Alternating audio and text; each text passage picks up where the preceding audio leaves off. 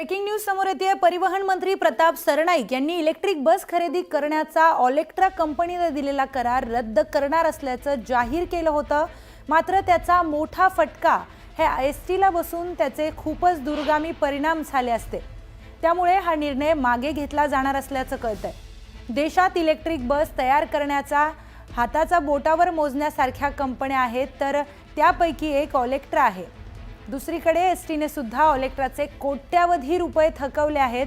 त्यामुळे हे कंत्राट रद्द करून एसटीच्या हाती काहीच लागणार नसल्याचं दिसून आल्यामुळे हा निर्णय मागे घेतला जाणार असल्याची माहिती मिळते। तर या संदर्भातली अधिक माहिती घेऊयात आपल्या प्रतिनिधी प्रणाली कापसे यांच्याकडून।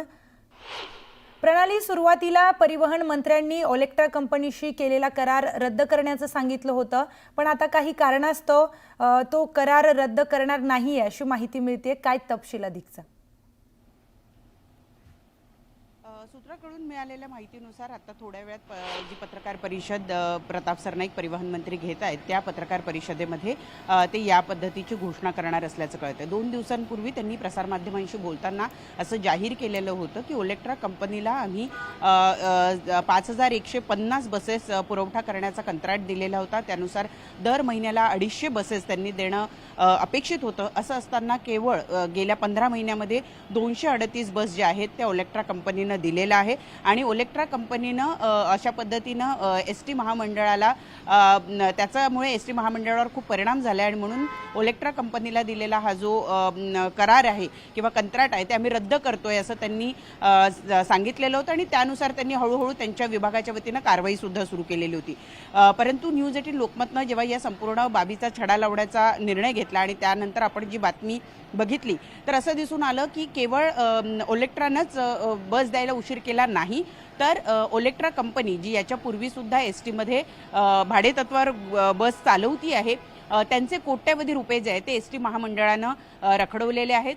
त्याचबरोबर जो तोटा त्यांना होतोय त्याची जी नुकसान भरपाई राज्य सरकारनं देणं अपेक्षित होती, राज्य सरकारच्या परिवहन विभागाने देणं अपेक्षित होती, ती सुद्धा दिली गेलेली नाही आहे आणि म्हणूनच ऑलेक्ट्रा कंपनी इतर जे त्यांचे इतर त्यांच्याकडनं ज्यांना ज्या बस द्यायच्या आहेत त्या कंपन्यांना बस देत होती, परंतु एसटी महामंडळाला मात्र बस देण्यामध्ये ते चालढकल करत होते। परंतु या सगळ्या गोष्टींमुळे एसटी महामंडळाचं एक मोठं नुकसान होणार होतं, कारण त्यासाठी जर एवढ्या बसेसचा कंत्राट रद्द करणार असेल तर आपल्याला नवीन बस घेण्यासाठी कंत्राट काढावं लागलं असतं, तेवढ्या बसेसची उपलब्धता होते किंवा नाही आणि इलेक्ट्रिक बस तयार करणाऱ्या मुळातच मोजक्या कंपन्या असल्यामुळे कुठल्याही कंपनीने एवढा मोठा करार एका वेळेला घेतला नसता आणि त्याचबरोबर पुरवठा करणं सुद्धा शक्य झालं नसतं। मग अशा वेळेला डिझेलच्या बस एसटी महामंडळ घेणार होतं का आणि त्यातून कुणाला फायदा झाला असता आणि एसटीला त्याचा फटका बसला असता का, या सगळ्या गोष्टी ज्या आहेत या ठिकाणी उपस्थित होत होत्या आणि म्हणूनच जी सूत्रांची माहिती मिळते त्यानुसार हे जे कंत्राट रद्द करण्याचा जो विचार एसटी महामंडळ करत होतं तो आता मागे घेतला जाणार असल्याची माहिती मिळते। धन्यवाद प्रणाली, आपण दिलेल्या सविस्तर माहितीसाठी। तर आणखी एक मोठी बातमी समोर येते। परकीय गुंतवणुकीत महाराष्ट्र ही गुंतवणूकदारांची पहिली पसंती असल्याचं दिसून आलंय। तर परकीय गुंतवणुकीत देश पातळीवर महाराष्ट्राने आघाडी घेतली आहे। 2024 ते 2025 या आर्थिक वर्षामध्ये राज्याने एकूण 1,64,875 कोटी रुपयांची विक्रमी परकीय गुंतवणूक आकर्षित केली आहे। ही गुंतवणूक देशात आलेल्या एकूण 4,21,929 कोटी रुपयांपैकी तब्बल 40% इतकी आहे।